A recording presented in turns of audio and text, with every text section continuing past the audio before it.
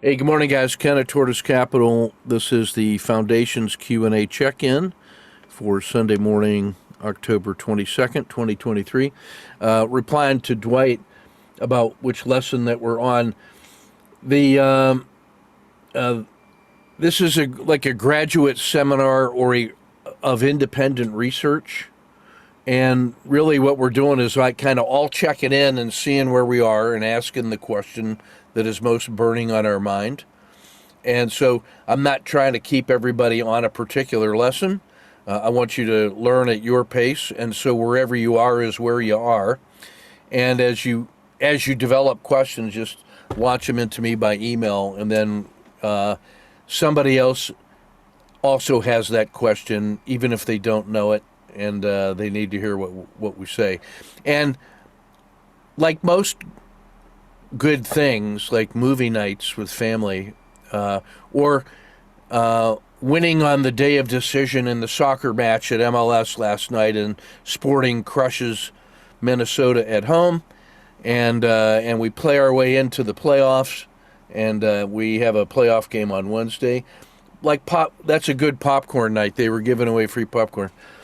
Each one triggers the next good question. So wherever we are on questions, it'll lead to some other episode. So I'd like you to just think of this as a free form lesson, and just kind of feel for the things that turn up, and we'll be in good shape. And here's the reason that's kind of true. This is just by way of warming up. So I should also say, yesterday was my first day back on the soccer field after the open heart surgery. I was coaching my U8 team, and at the U8 level, in recreation, the coach is out there as the referee, but also you get to walk around on the field, keep things under control. So I was out running around with the 8-year-olds. I had kids on both sides of the ball from both teams were participants in my academy program. I was guest coaching for another team. And I had families and players on both sides, and we just had a great time.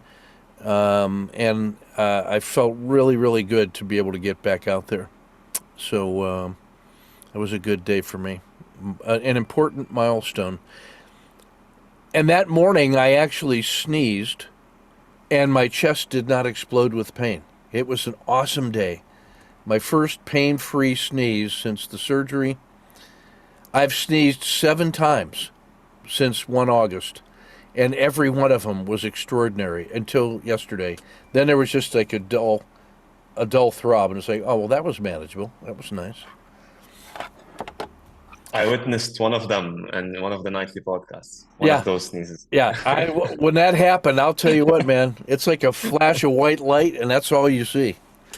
Hey, so this is a chart that is kind of legendary in the Army, and in certain circles, and it comes from the middle 2010s, and it is a systems diagram, a systems dynamic diagram about what it's like trying to bring stability to the country of Afghanistan.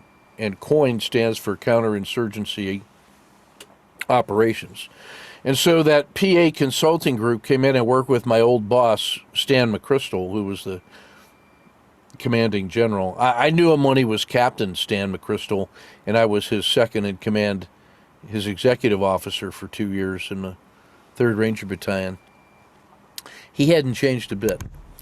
Well, he was a big believer in situational awareness and the common operating picture, to have a common view of the environment so that we could all make good decisions. And so these guys came in, a bunch of sociologists, economists, anthropologists, and they designed this picture to illustrate all of the relationships, the actors, and the forces at play inside the situation. And so every time a congressman or some smart guy would say, well, how come you guys can't bring peace to Afghanistan? He said, well, let me explain to you what it's like, and would show this diagram. And it is conventional wisdom from a lot of people that don't have experience in the world to say, look how dumb those guys are trying to clutter up that PowerPoint with all these moving pieces. No wonder they can't do anything because they're so confused.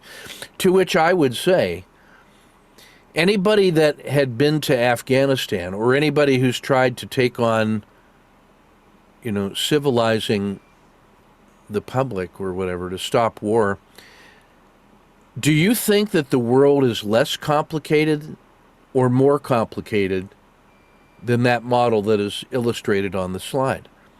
If you think it's less complicated than that, you haven't really been in the world. If you think it's more complicated, you've actually tried to solve human problems.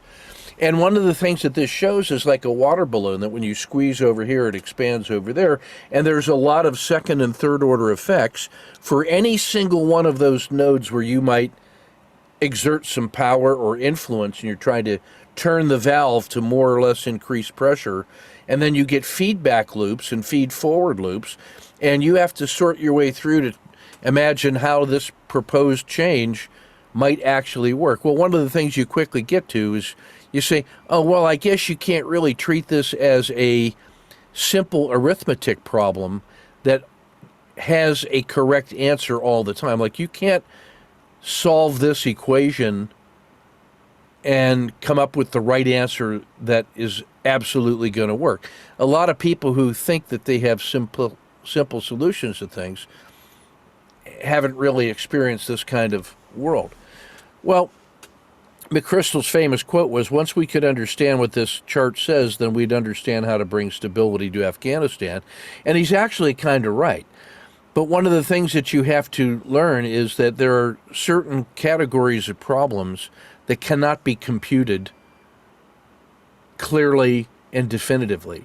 There are classes of problems that can only kind of be appreciated. And when you're in a chaotic environment, which is an open system that is deterministic, like the laws of science and the universe actually work in here, but it's so complex that you cannot predict with precision a single pathway through the network. That's a feature of complex adaptive systems. They abide by the laws of the universe, but they are not definitively predictable, even though the laws of physics and nature apply. So when you have non-computable problems, you have to take a different approach to how you operate with them. I submit that the market is at least this complicated because it's a human endeavor, and you could replace all of those little nodes with all the different little traders with their little bags of money and the complex set of their beliefs that triggers them to act in a certain way, which pushes price around. And this thing exists in past, present, and future, and you have to contend with all of that as you try to come up with a set of rules that will allow you to take effective action. Now, there are some folks who would say the world is a random number generator and that any effort to try to understand it and manage it is silly because it is immune to whatever you're going to do because it's a random number generator. The distance between random number generation in a network like this and a complex adaptive system that cannot be computed but which is deterministic. The difference between those positions sometimes looks like it's very small because when you take a look at the results, the histogram of results, they look very, very similar. And so every single effort to understand the market with research and backtesting and theory is an attempt to discover the difference between what's in the black box and a simple random number generator. If it's chaotic, then it turns out that there are circumstances in which we can take better actions and have positive expectancy. And so We study the markets and come up with rules to find out when we should act and how much and in what direction, to what limit, in order to get better than naively random results. Now, it's possible to have a random number generator that is positive expectancy. You could almost say that Las Vegas is like that with dice. And we say that they make it positive expectancy by putting rules in there that prevent people from using anti-martingale systems so that they have a certain edge. And then the throw of the dice is random, but the results, because it's skewed to the right, is predictably reliable. So what I want to say is, as we walk through the foundations course and later maybe creativity and your own trading practice, don't lose sight of the fact that the market does not lend itself to simple answers that work all the time. Everything that we're doing is to generate robust rules that work a lot of the time, that give us an edge in our favor, and that as if we can stack up rule sets that compound the small advantages in our favor, and if we learn to trade them with humility and risk management and layers of protection, that we can do better than achieve naive random results. So every question that you ask me about a particular strategy or a rule, I always answer that with this diagram in my mind, because I make an effort to never lose sight of the fact that giving you a simple answer has certain limits, and that there are conditions in which the opposite of what I'm about to say is true, where, oh, it really is simple. Yeah. So this open, adaptive, complex system that is the market sometimes shows you periods of orderly quiet, and it just and then all the systems that are aligned with that, well, it just should always work. Why doesn't that always work? Well, because, like weather, it goes through patterns and seasons and cycles.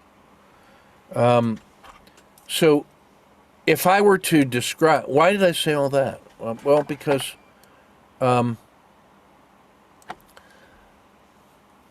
was thinking about this. I coined a term for it last night, the theory of moments, which is another simpler way of saying compound critical states, which is central to me. What I'm trying to do in this complex market is find out there is some moment in time where some region of the larger market has come into a compound critical state, and from that, with a small relative amount of uncertainty, we can get large moves in either direction and only have to pay a small price for the additional information or the risk. And then we have the ability to get larger than average moves in either direction in short periods of time. That's what we're looking for. The search through the entire network of compound critical states. Compounding in terms of time, volatility, seasonality, target selection, patterns, economic news, liquidity. There are world circumstances. There are just times in which, when you start adding up all those different things, they can all contribute to a compound critical state. A critical state in any one of those areas might be enough to give you the reliable edge, but maybe at only certain percentage of the time. But if we can start broadly searching the world, we might be able to find targets that give us critical states for multiple reasons. Every time there is one reason for a critical state to occur, that means that every trader that's out there whose system relies on that belief is energized to an unusual state and is prone to make an action bigger, faster, sooner, longer That means that they're in an energized state. That means they're likely to obey the laws of inertia, that once that move starts happening, it keeps moving. Bodies in motion stay in motion. So the more of those reasons that it's in a critical state, the more populations of people with money who are independently ready to respond to price action and go either in the direction of greed or in the direction of fear, with reinforcing feedback that makes that move become huge. So part of what we're trying to do is find those moments of compound critical states, put a trade frame on it, and exploit that opportunity. At the very other end of the spectrum, there is a desire to do routine things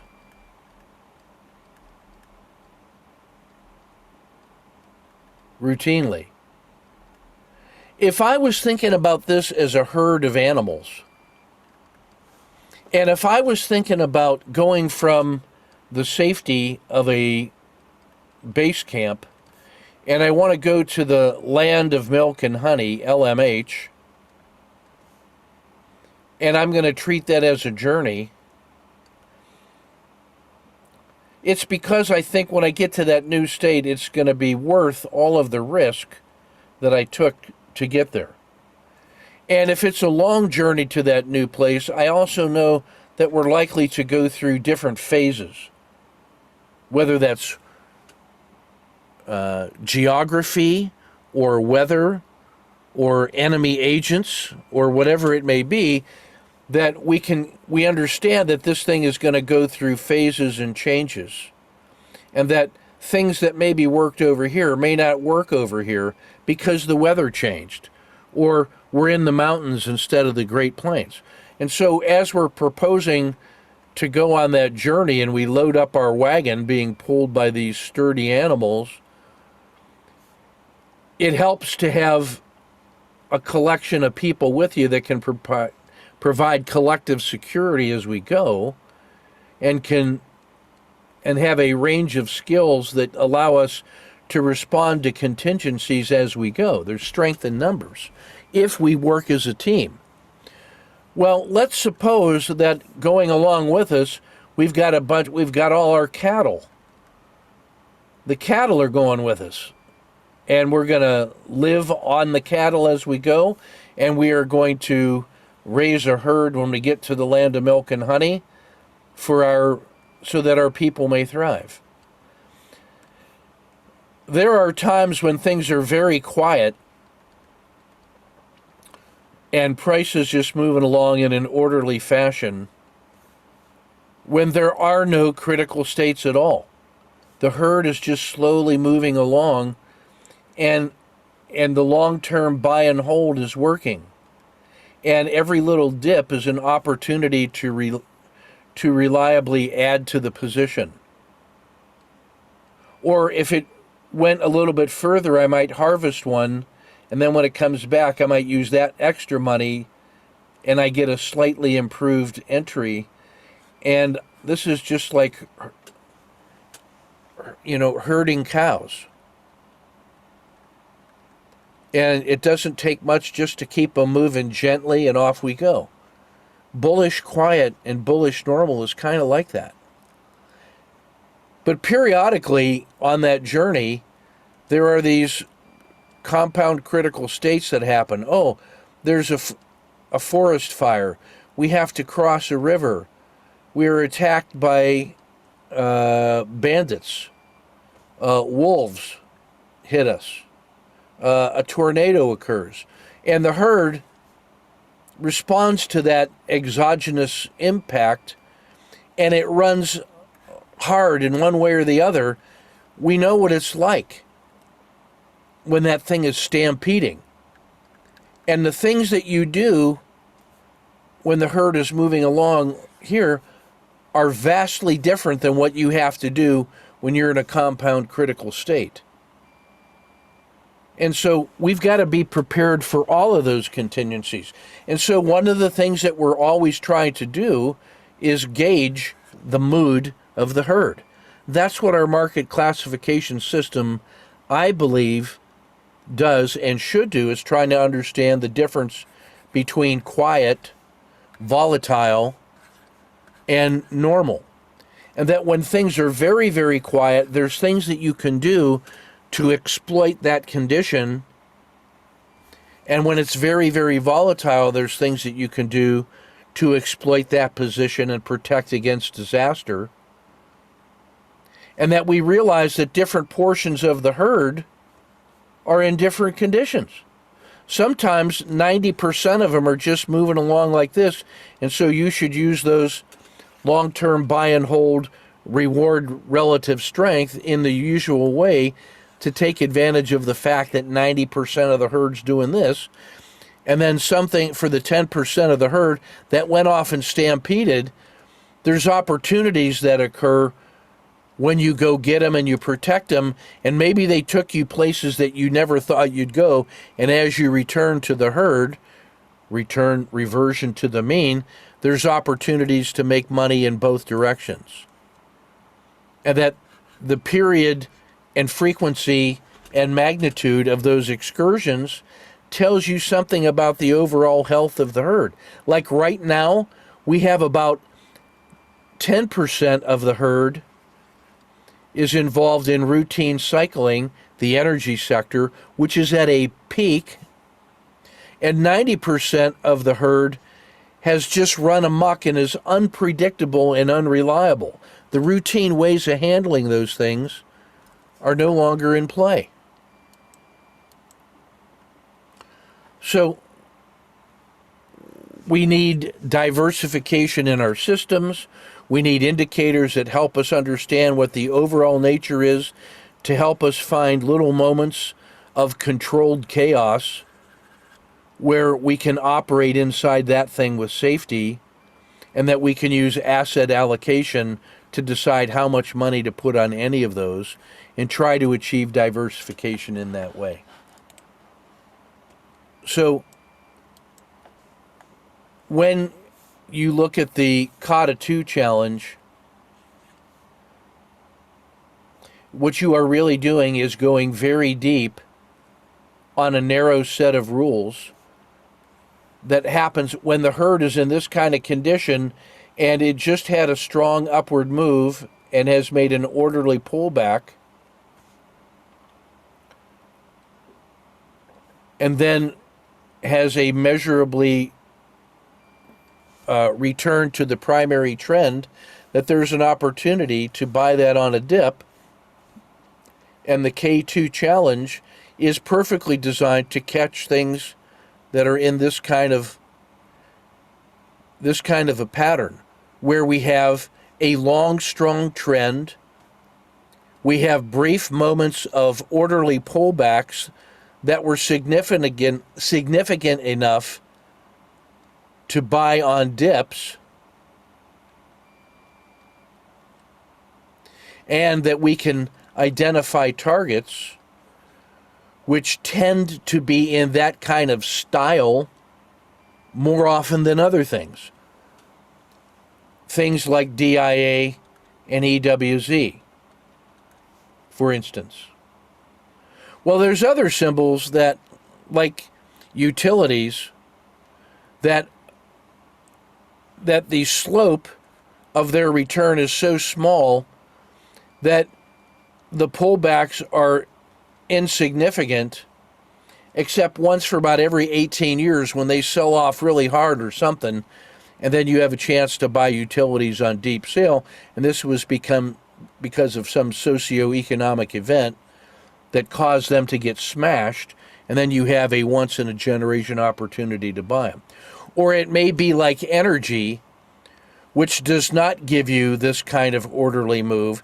Energy, gold, they tend to oscillate side to side. Periodically, you may see them get smashed, or periodically they may have a parabolic move and then return to the mean and then pick up this oscillation. So you don't want to just routinely hold them because they don't give you that long time stable return over time. But what you want to do is try to find them when they are at the extremes in a channel and then emphasize the reversion to the mean trade, which may then carry you to a second leg to the far side of the channel. Well, that's an entirely different mindset than the Kata 2 challenge.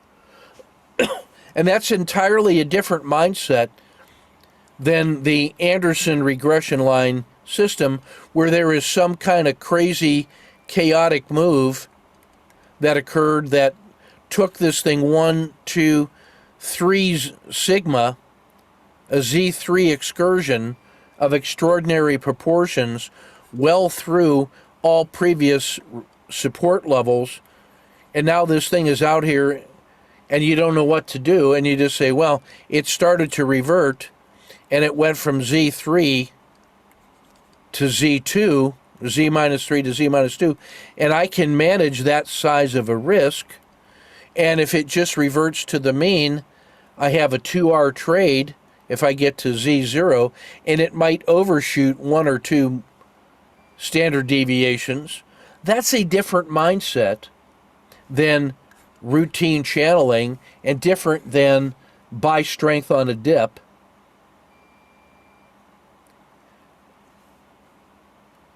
And so the Kata 2 course goes very deep on one particular set of rules.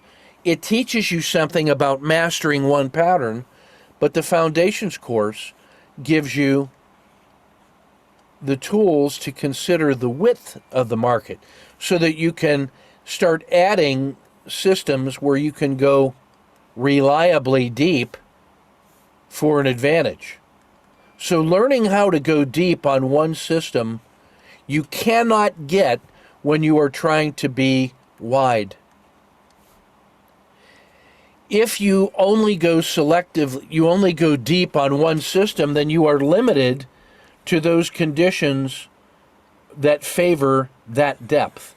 And when the market spends time way over here, you either have to be able to sit on your hands forever and wait for this event to occur, or you're going to end up trying to adapt these optimized rules for these suboptimal conditions and learn the hard way how hard that is, especially if you lose sight of the original system, which was perfect for this situation, and then you get into that situation and you don't use the old rules, you use the morphed rules, and then it doesn't work as well as it used to.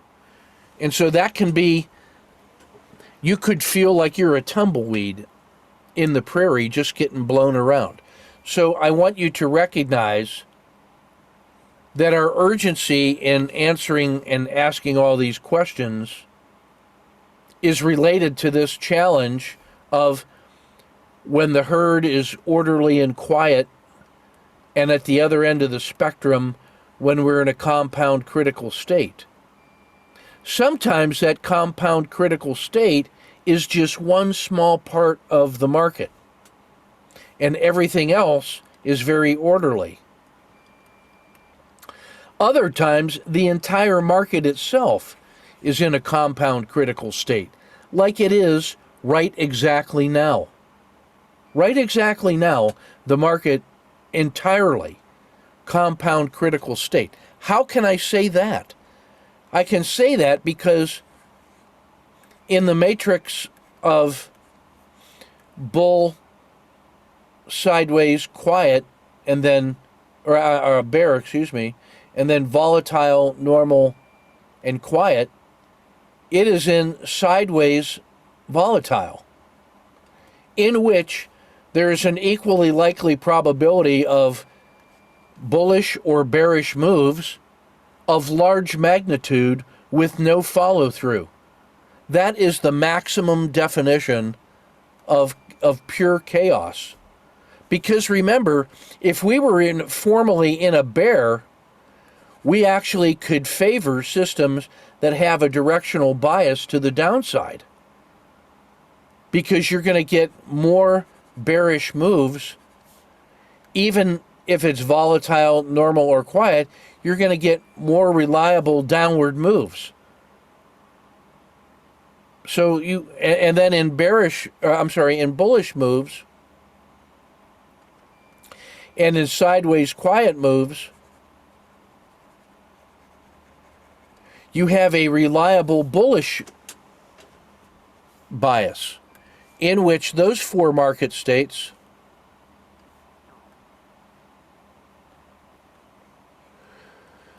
the market on average is reliably up.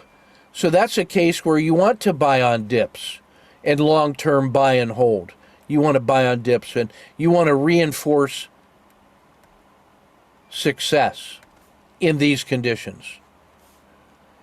It's only in sideways volatile and sideways normal that there is no statistical bias in either direction.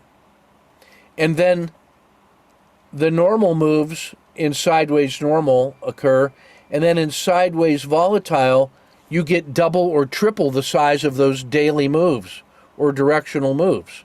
So of all of those 9 market conditions, sideways volatile is the most compound critical state that there is,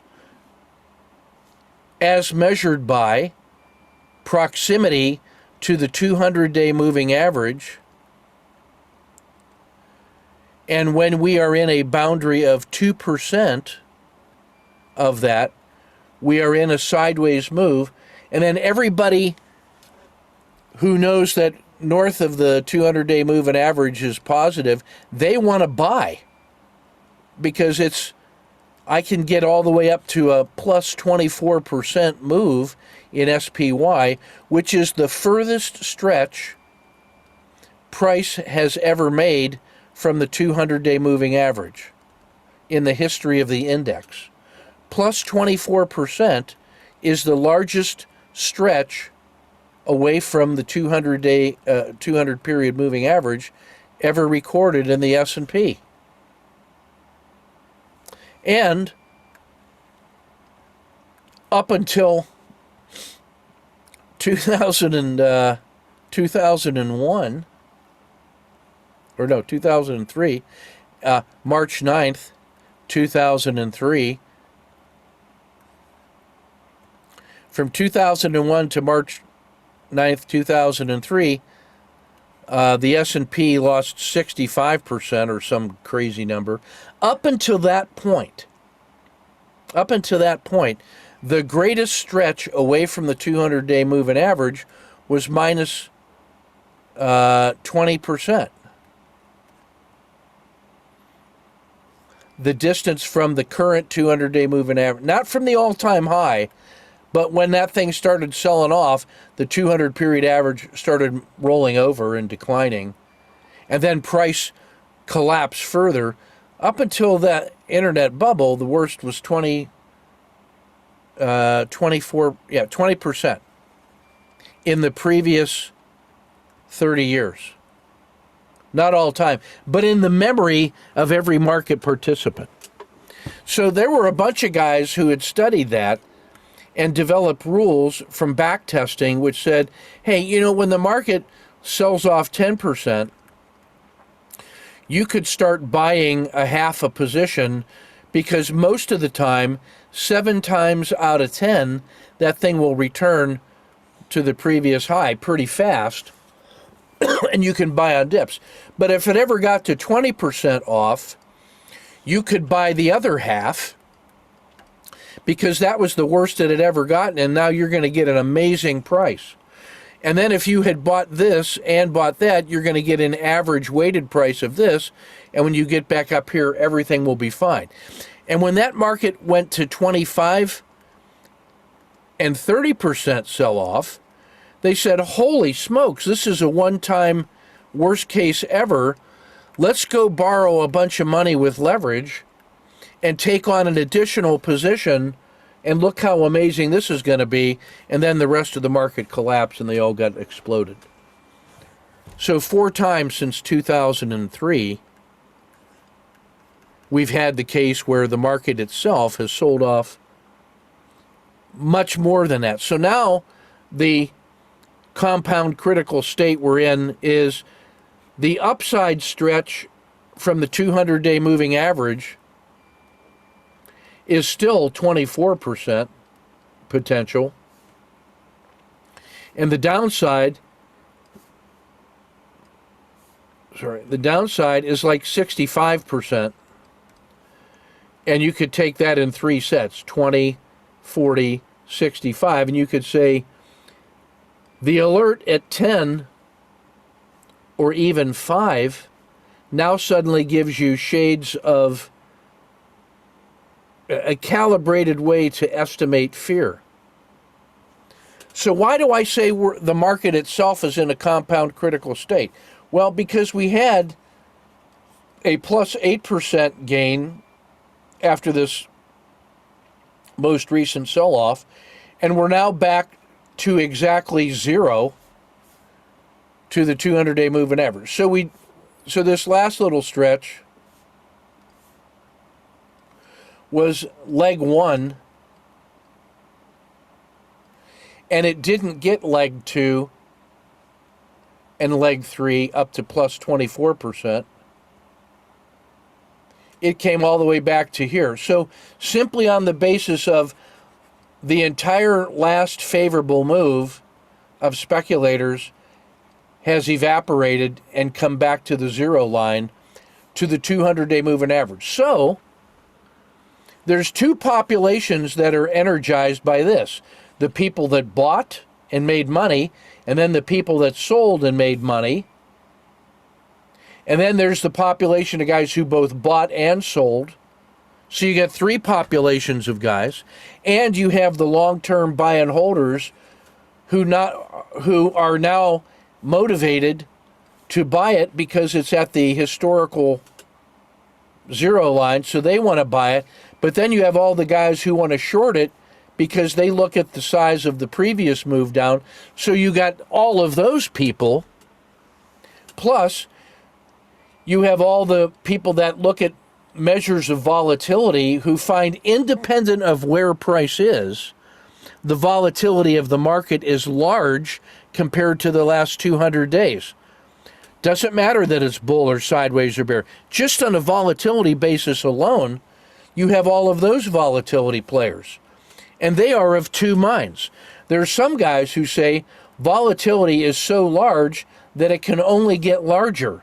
So they're ready to buy in the direction of more volatility.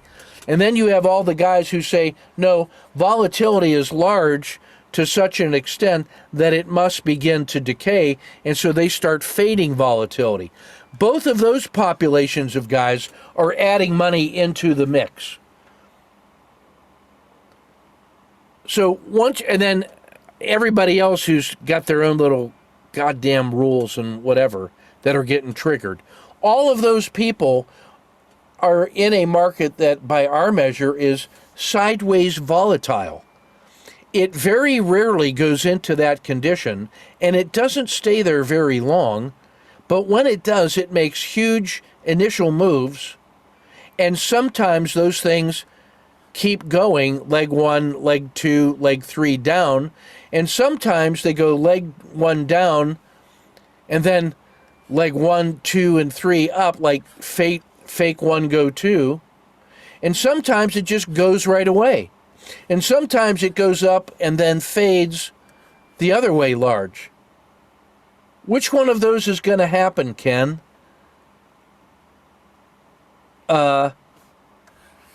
See my previous discussion of that.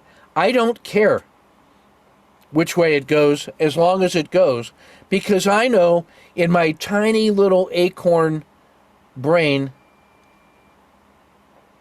I can start crafting these tactical trades on short-term time frames with a small risk box, and sometimes they go this way and I can add to the position, and sometimes they go that way and I can add to the position, but sometimes I just get one bite, and sometimes I lose a little and it goes the other way. That's what I think. That's as far as I am thinking right now. Now, I know what the signposts are. because I can consult my map.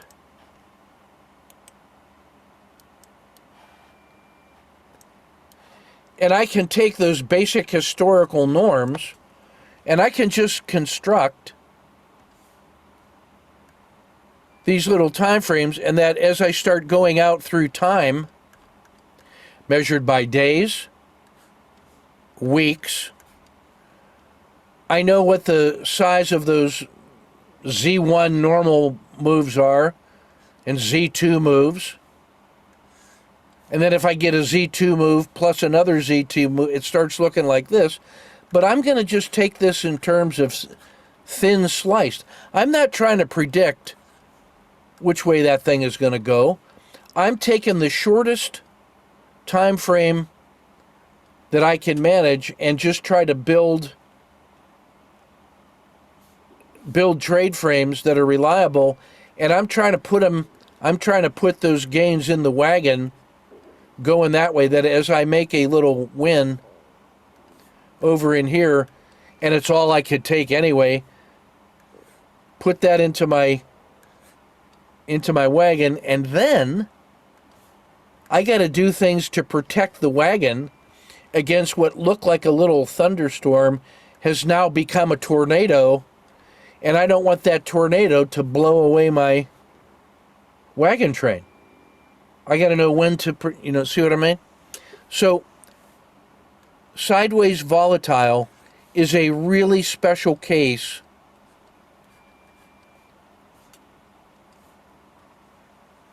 of that market classification system. That thing is so good that it is actually gold. It's gold. It's right in the middle by many different measures, and the volatility is enough to say it's in play, and price is right on the 200-day moving average.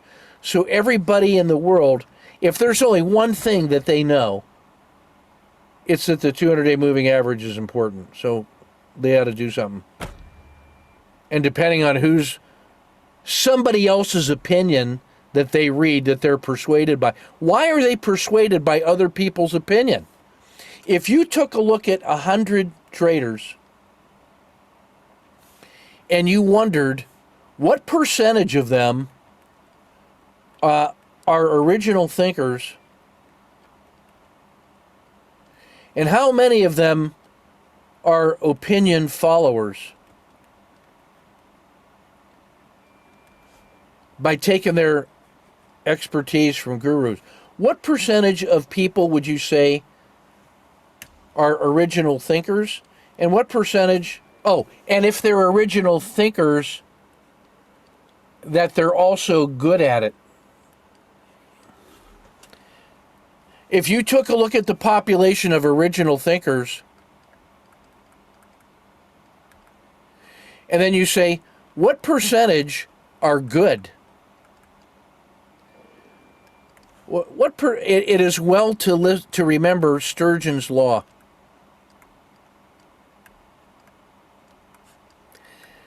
"90% of everything is crap."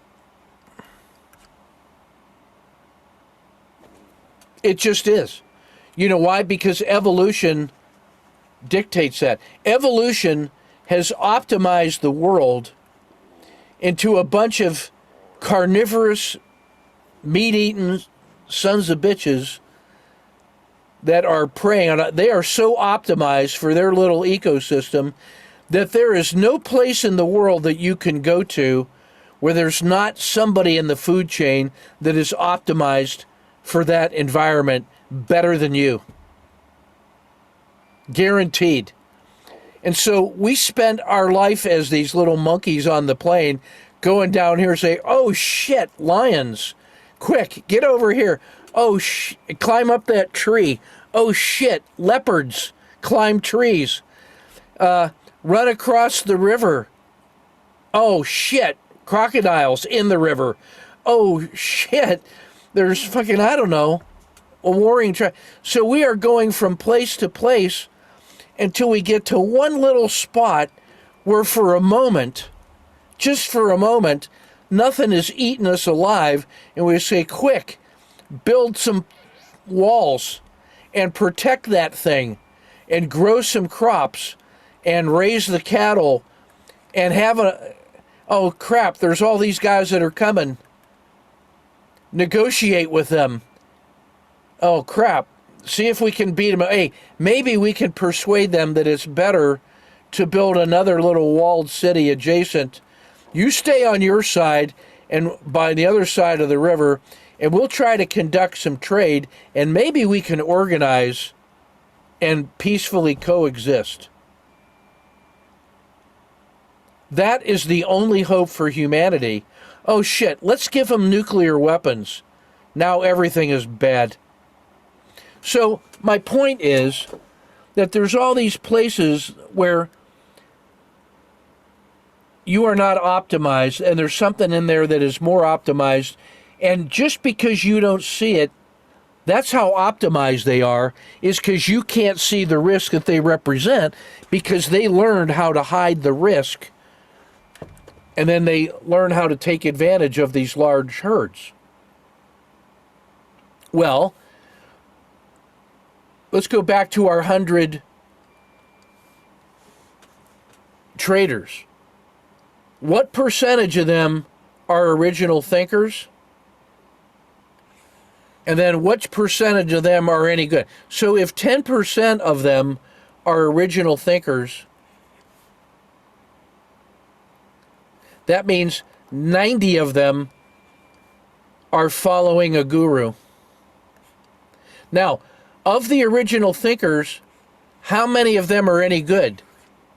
10%? That means 1 out of 10, and that's optimistic, is good. How many of those guys want to become gurus, and how many of them just trade their own money? How many of them teach? There's not a lot of money in teaching compared to trading your own money. So, you got the unoriginal thinkers who are following a guru. You know what is very easy to do is to be a guru with one little idea and get people to follow you for a while, make your money and leave. It's hard to actually teach people systems of how to survive, but which are designed to make you not only an original thinker, but a good enough one that you can. Do you got to be the best? No, but you got to be good enough to survive in the competition against those 100. Those 100 who are following gurus are statistically reliable. So the systems that we're working on are taking into account the behavior of the herd. And the herd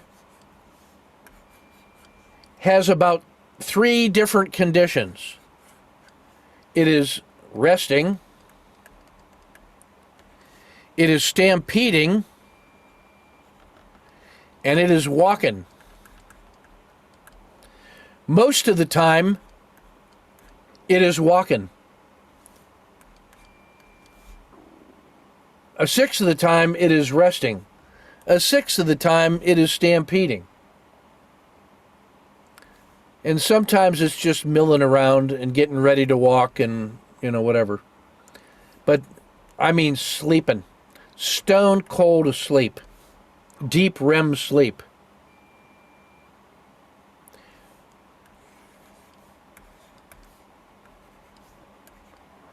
Quiet, normal, volatile. I know what those... I don't know if that's right, but I know how to do that statistically. I can take a look at the last 100 days of the market, and I can slice that into 30-day segments, and from those 30 days, I can come up with the volatility based on average and plus or minus one standard deviation. And then I can thin slice that and go back 130 days. So I can give you 100 days of 30-day slices, and I can come up with a volatility chart, which, if I go back over 10 years and I have 100-day segments and slices based on 30, I can start telling you what the short-term volatility is on the basis of average and plus or minus one standard deviation and two standard deviations, and I can call this normal, that volatile, and then I can plot how similar is it here after long periods of price action compared to pre-COVID. It turns out that pre-COVID, normal looked like this between plus or minus one, and now normal looks like this between plus or minus one, because of the abnormal effect of COVID completely changed the volatility regime. Now, how many gurus out there or opinion writers that are influencing 90% of the herd, how many of those guys know that? How many of the, if they know it and they say it, how many of the 90% that are following them understand it?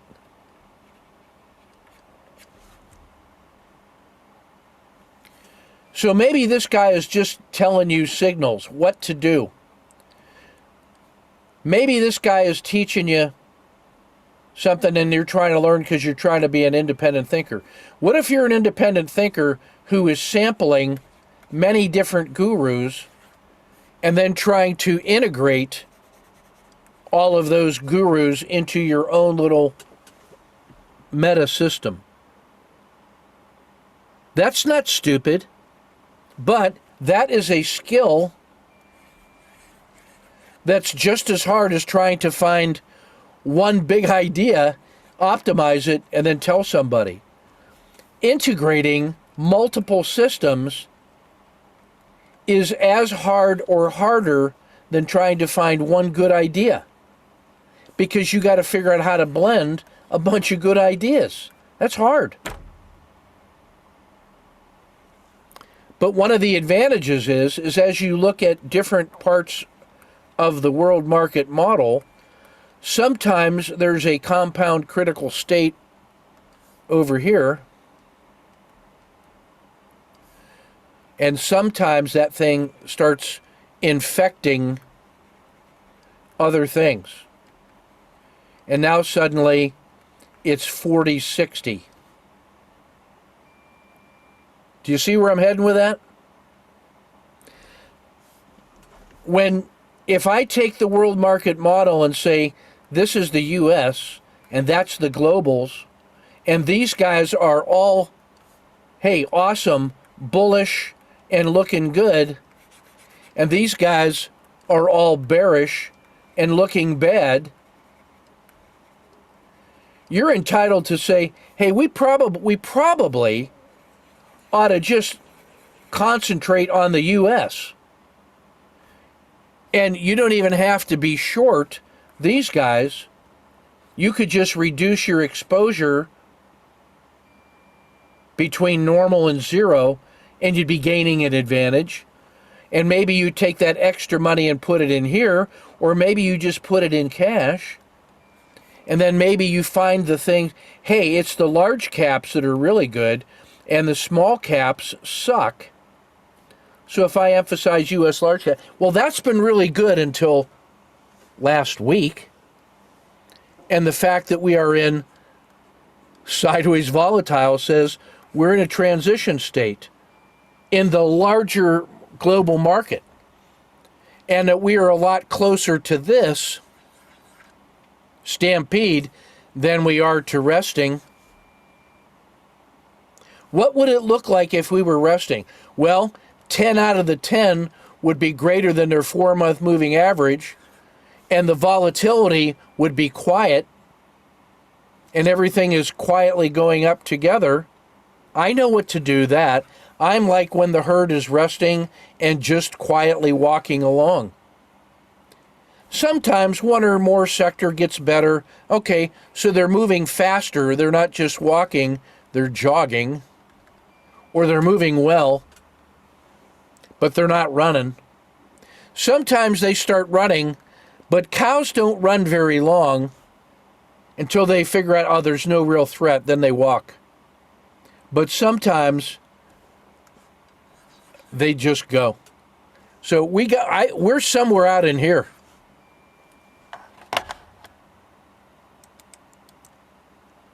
I was not intending to talk about all of that in that way, but I'm glad I did. I actually had prepared answers to all of your questions, and I needed to preface it with this.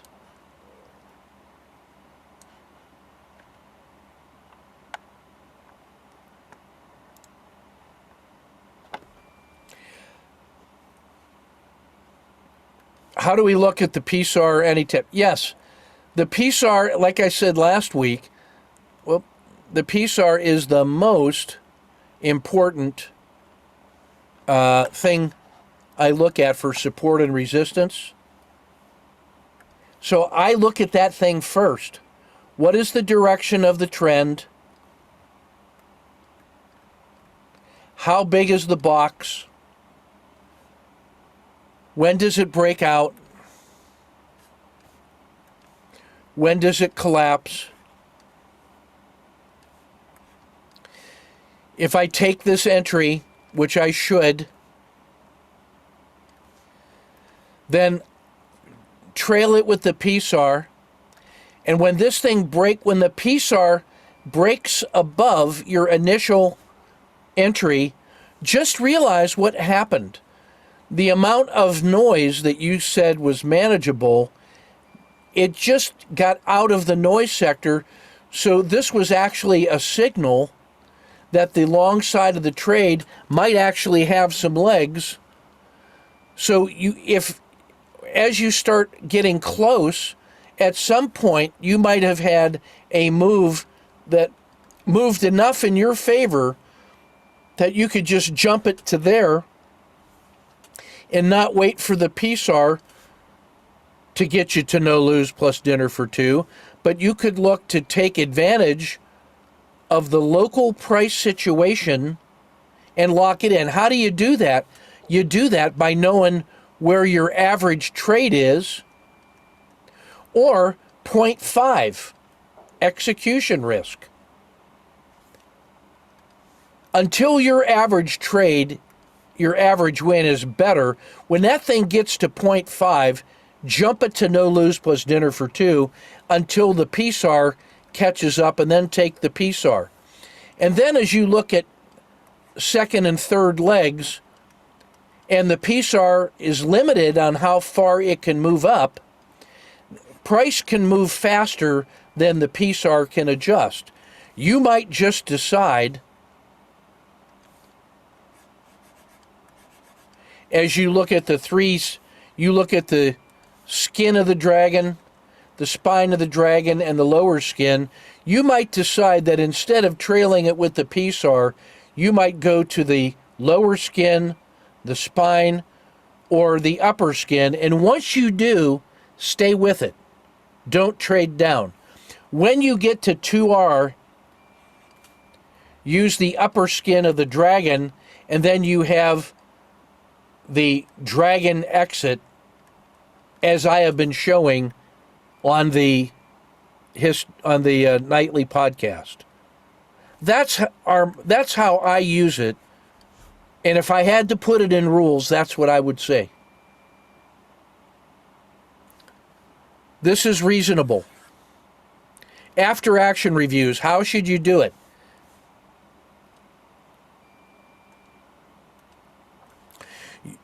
When? Every day, every week, every month. How? This is the same question. You should do it daily, right after the market closes, when you are rested, on a special day that's on your calendar, off-site, so that you do it with respect. Different set of questions that you add to the weekly and the monthly. It's in the course. How do you do it? Plan, prepare, execute, assess. Sustain, improve, action.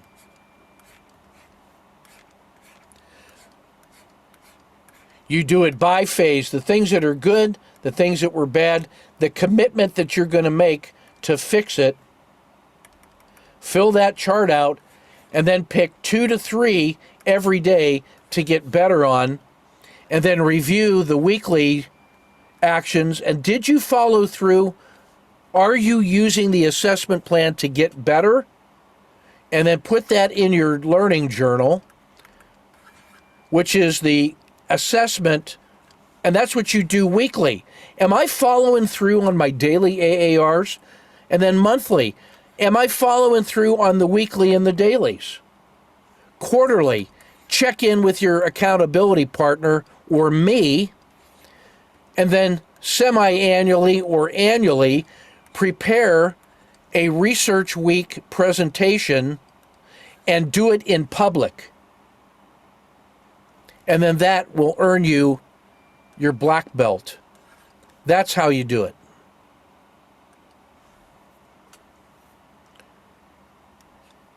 Yes, do that.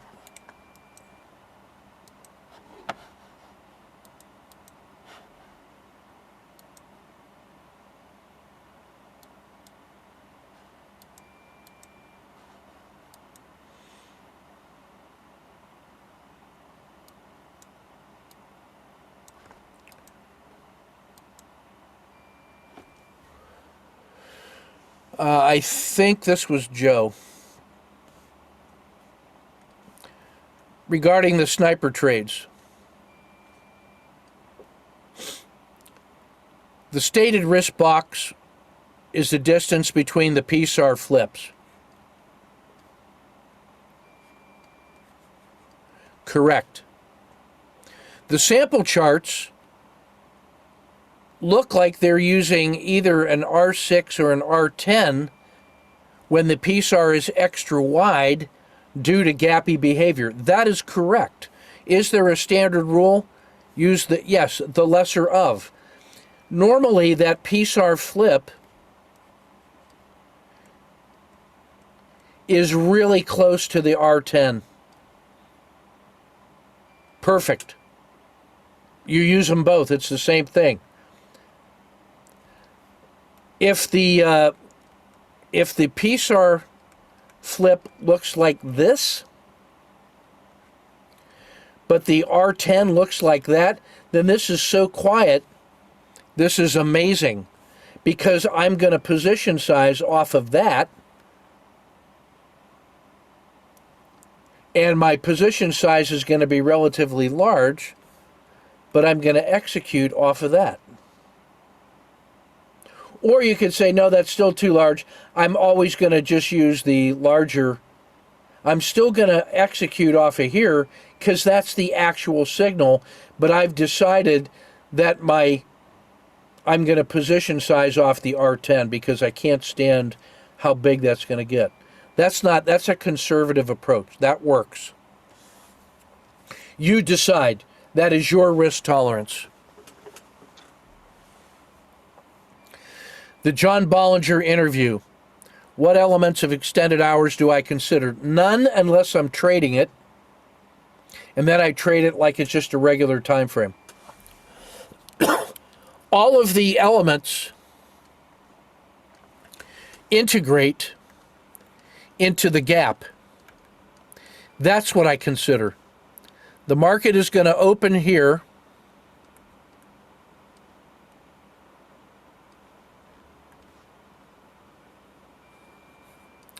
and the market closed down here. That is the size of our gap. How big is it? It's either a small gap,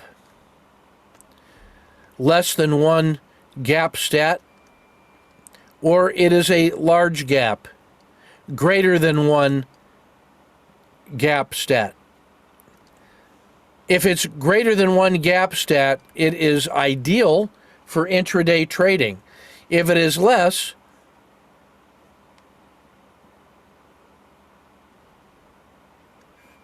if it's less than -1 standard deviation, it is so quiet that it is perfect for intraday trading with a tiny little hybrid frog wrist box, and it breaks out because it's so quiet that as soon as it starts to move, it wakes the herd up because the herd is sleeping. And a tiny little noise could trigger him, so I want to be ready and go.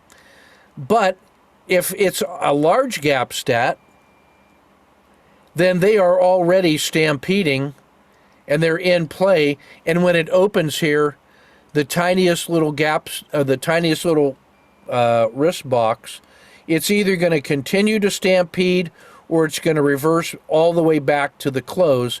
Either one of those is a great trade. If it's one of these, between -1 and +1, it's a normal gap, and I'm not interested. So all of the overnight extended hours trading is shaping up the information about the gap. So I go right to the gap. I consider nothing else.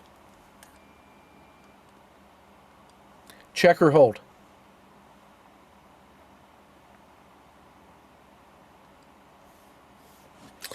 All right. John Bollinger also, lazy W pattern that Jeff Boccaccio mentioned says, all he said was the Kata 2, K2 is good. That's exactly what the lazy W is, with one additional proviso, that this was a good win. It's not just a higher high, it's a higher low. It's a higher low after a good win. So the K2 is a special form of lazy W. Hey, what does the lazy mean? It means the herd is just drifting along. That's good. It's a K2. Off we go. But we have precision in what we mean by that. Do we have rules? Yes. The entire Kata 2 challenge course. The rules for getting in and re-entering is this. I had a good trade. It reversed. It crossed the dragon. It reversed. So I get back in with a wrist box to the low of the dragon, or the low of the R10. If and only if I have 2 units of reward to a reasonable profit.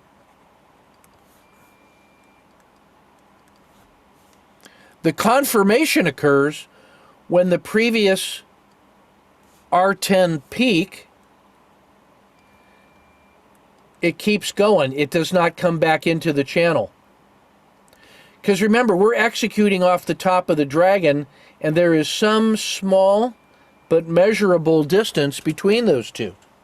Now, the other thing that you'll notice is that the actual price might have 1 bar where it went up here. But we are using the peak of the RL10, which is a statistical measure of maximum favorable excursion. And we are treating that as noise. And we are triggering on the signal and not waiting for the noise to be quiet. So we get the advantage of this move when it works in our favor. Check or hold.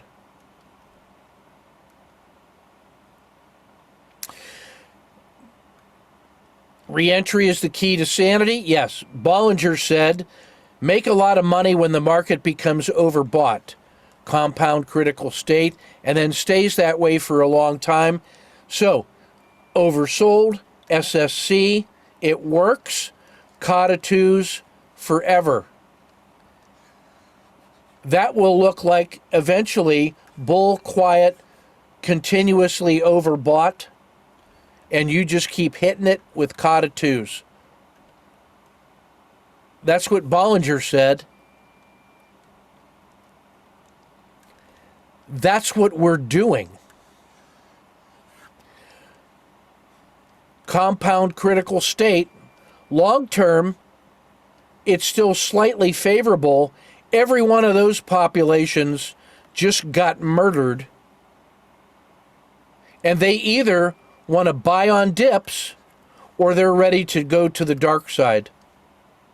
How many are ready to go to the dark side in a population of guys that just got hammered?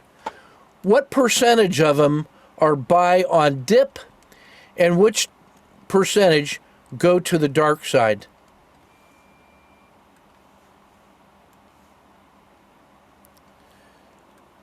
Some of them just go to cash, and some of them leave forever because they're bankrupt. Some of them that still have money. What is the NDX number? It's the tortoise index. That's our name for the index. It takes a look at a look back period. 2-day look back goes back 2 days. It finds the highest high, sets that equal to 100, takes the lowest low, sets that equal to 0, takes today, finds the close, and it breaks this into 100 equal parts. And if it goes below 0, that means there was a breakdown below the lowest low of the look back period. So if this is today, and this is day -1 and day -2, the NDX looks at this and says, this was the high and this was the low. That's about 60. If it got down to here, then it could be a 1 or a 2. If it broke down below 0, then that number can actually go negative. That's where those numbers come from. It's in the course.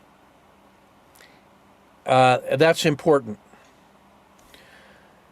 Now, back to the schedule. Where the sniper emphasizes mean reversion and breakout, and breakout, remember, the sniper looks at 3 conditions of location.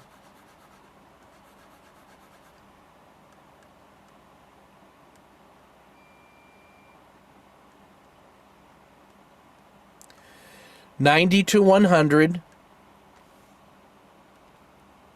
overbought, and the price action from overbought is either, remember, that's a compound critical state, that's either going to come back to the midpoint or it's going to break to reversion to the mean, or it's going to break out from here.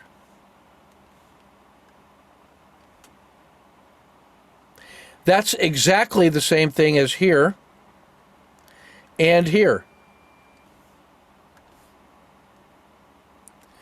From each of those trade locations, you get big moves. As long as the move is 2 or 3 to 1 to the next critical trade location, we're okay. It also looks at volatility, and it discounts the middle When things are very volatile, it's already in play because it's stampeding. It's running now. So it's either going to, it sees another lion, it's either going to go large that direction or large that direction out of the critical state that it's in. What it's not going to do is just go straight ahead, sideways quiet. The other time is when it's super quiet, and they are so quiet that when they spook, they jump up and start running immediately. When the herd is surprised, it goes from asleep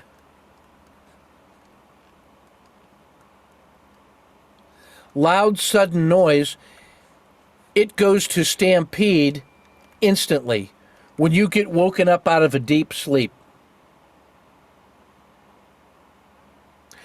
When there's no surprise, it goes from sleep to stand to walk to jog, back to walk, to run, to stampede. Normal. So the quiet plus a critical state gives you or plus location gives you a critical state. When there are 3 different time frames that every one of them is in a critical state by location, you have a compound critical state. That is the sniper.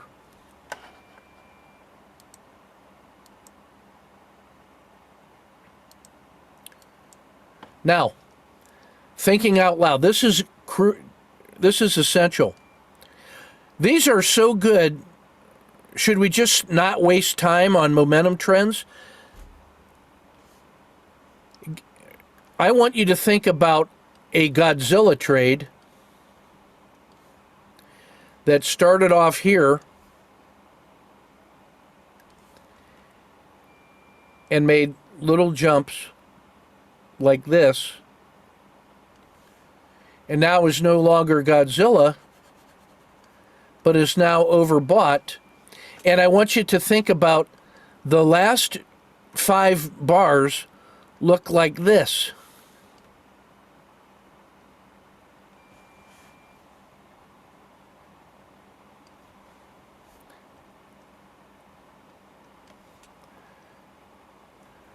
This entire piece here, you got K2 and momentum. If that breakout occurs, you would just say, oh, well, that's just more momentum. If that reverses, it's reversion to the mean. Momentum trends are contained inside the sniper repertoire in the form of kata 2. And when that fails, it could become a collapsing dragon, which could then become kata 2s to the downside. So momentum is part of the sniper strategy.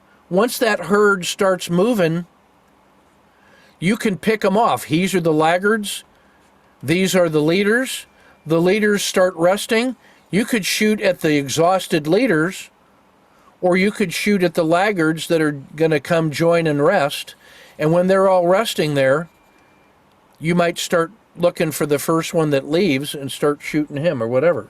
So I want you to realize that from a strategy perspective, there is a connection between those. Excuse me.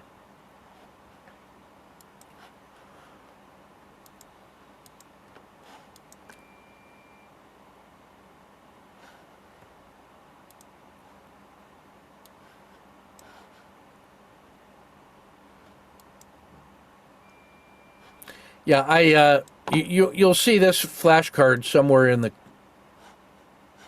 the course. So this is a sketch from an artifact. I was trying to explain to Van 20 years ago why I didn't just teach simple rules. He said, That's what people want. I said, I'm giving them what they need.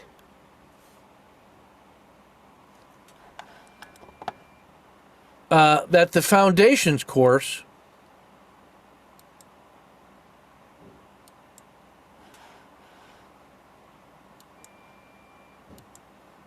let me get that better. There we go. Self. These are all things that have to do with self. Managing your emotional state, learning to collaborate with others, learning to adopt the re-entry mindset, because that's the key to sanity, documenting your work in a learning journal, being able to achieve a zero state while also embracing and loving the chimp, having very clear objectives, using long-term blended monthly rebalancing systems so that the wagon train gets moving, learning how to capture golden nuggets after you reflect because of your learning journal, developing resilience through risk management and position sizing, learn to use the power of story thinking and metaphors, and then understand your own risk management. These are the things that are self. There are things about the market you need to know. What market classification is for, and how to do it so that it is positive for your systems. It includes things like, in our world, a statistical treatment of market classification, alpha stats, gap stats, risk Z, stretch stats, understanding the statistics of range stretch and gap failures and successes. All of those things go into market. And then systems and strategies, some of them are in the core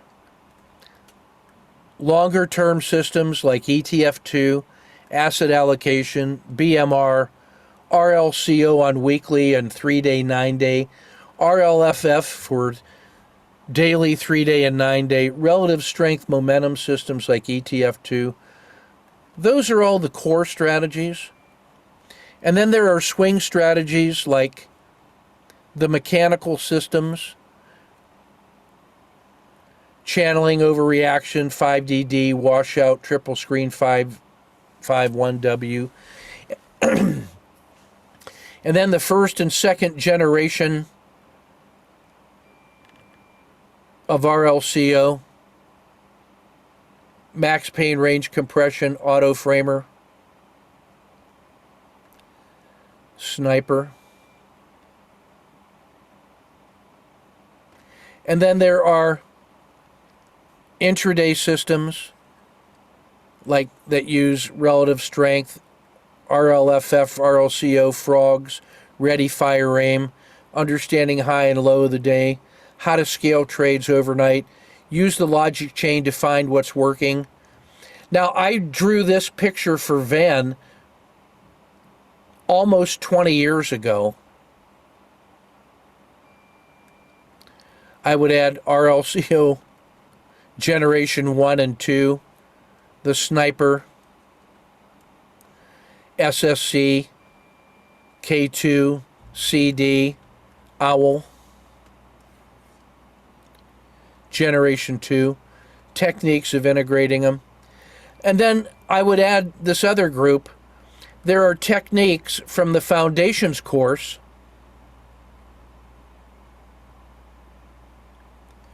which apply to the core, to swing, and to day. That's why the things in the Foundations course are in the Foundations course, because it talks about self, just enough of systems and markets and how to integrate them so that you can be effective as you discover core, swing, and intraday. And then there are just some tips how to use Monte Carlo simulations, why prototyping and production is really key, how to use 4 bullets and re-entry techniques no matter what system you're looking at. And then the main trunk of this tree: plan, prepare, execute, assess. Daily structure and daily process. Understanding the difference between and the synergy between systems and strategies. This is the tree of knowledge. And how do we get new things? Creativity 202. How do we get better at certain things? By drilling deep on things like Kata 2. So foundations gets us our width. Kata 2 is an example of how we drill deep. Creativity 202 is how we take the seeds from our reflections and we go plant more trees, like the sniper tree. And we're trying to grow a whole grove of fruit-bearing trees.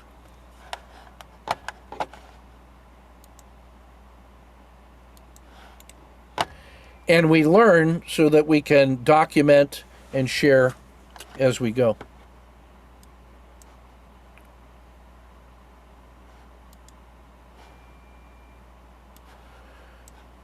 All right, that's everything I wanted to say. Let me see who's here for Creativity 202. And we're just going to plow on through. You guys all needed to hear that. I just put an announcement in Patreon about the research weekend. Damn it, I'm trying to find my sketch pad. There we are.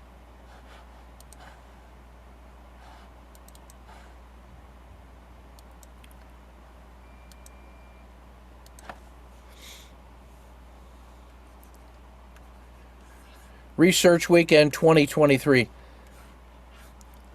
I invited about 25 former students. About 15 have replied affirmatively already, including the 3 guys who are in my board of directors who have been with me for more than 20 years and are professional money managers and who I run everything past because I really... And they study my work and they use it in their professional work. But we're going to have 15 guys that are each doing a presentation on lessons learned. Some of them are going to do their annual trader presentation, like Hamad, if he's still willing to do it, and Chunlong Lee and Kyun are going to do their first one. Luke Crockford is going to do his second one. Bill Scheit and Jeff Boccaccio, who have about 10 presentations over the years themselves and who are doing the PRX system and a form of blended monthly rebalancing, they're going to present something. So we're going to have a bunch of those. Plus, I'm going to take 20 of the best speeches from the Foundations course, and I'm going to do an executive summary of those. I may take today's speech and cut it into pieces. So the Research Weekend 2023 is going to be a course like any regular Rizuku course. And it's going to have those presentations, and then once those are uploaded, there's going to be a 2-week study where all the students that are reviewing those presentations get to ask questions, and then we're going to do live Q&A sessions with all 15 of the guys making the presentations. And we're going to record that, and then the final form of this research course is all the presentations plus all the Q&A, and you're going to get lifetime access to that. And that's going to be $497. If you're in the Foundations or Creativity course, I'll give it to you for free. Or if you want to give me $200 so I can support the soccer team, that goes into the soccer scholarships. So you tell me how much you want to pay. You either get it free just because, or send me $200 for scholarship, but you automatically have it for free. If you want to give me $200 for the scholarship, fine. That's if you're in the live foundations course now or just completed it this year. Okay?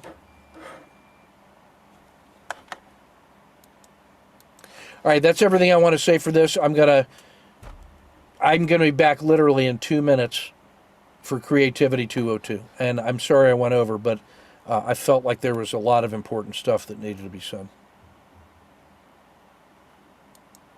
Fair enough? Thanks, Ken. Appreciate it. I'll put a link for the 200 in there, and it's a good deal. Thank you. Any news regarding the book? The next thing I'm going to do is wake that brother of mine up and ask him where the link is to download the edit. They said they have completed all the edits to the book. Yeah. And as soon as I get that, I have the link ready to buy it digitally for download. And I just need the goddamn link. Yeah. And the we next, all do. I mean, God damn it. The last day for VTI to send it out to their, to their 15,000 person mailing list is 1 November. And I told these guys I wanted it on 1 October. And it's now 22 October. You might be able to detect my blood pressure right now. The heat that you feel is the can of hot whoop ass I'm getting ready to open on those guys. Hey, Ken, why don't you just have VTI send the link anyway I as will. a pre-order? I'm going to do that because they have Monday, I think, is their last scheduled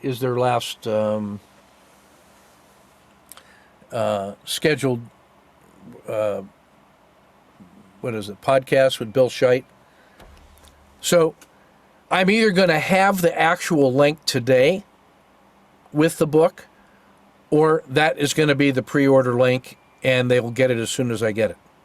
So that's the plan, is to release it on Monday. But today is Sunday. And this is their last day of grace. So that's where we're at.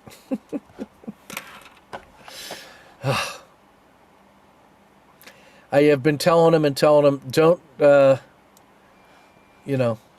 don't let the best become the enemy of the good.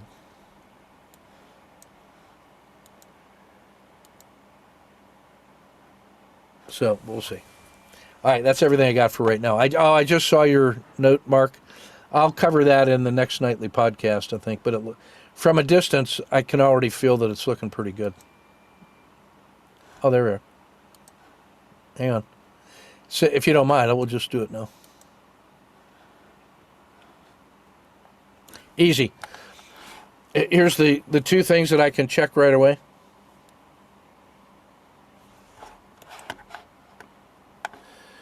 Uh, 60-40 win rate, roughly.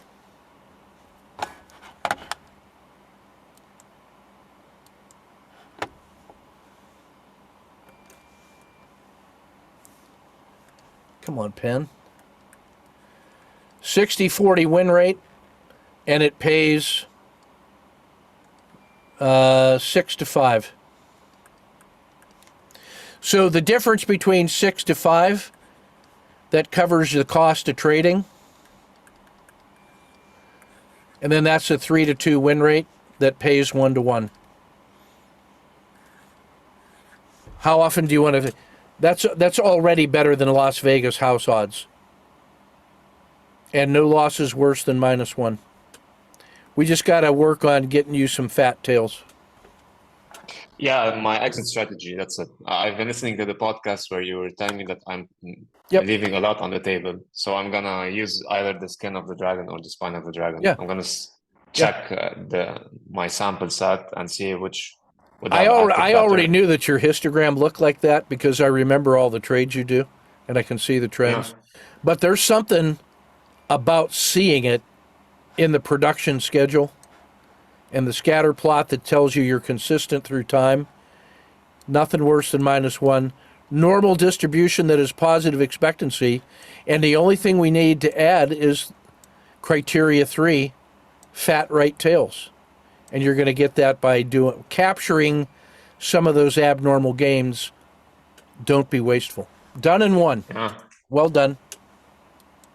Thank you. Yep. Ciao for now. I will be back shortly with Creativity Gang. Thank you, guys.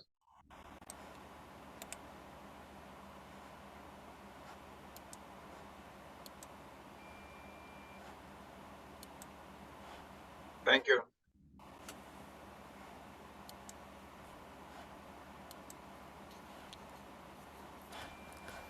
Come on.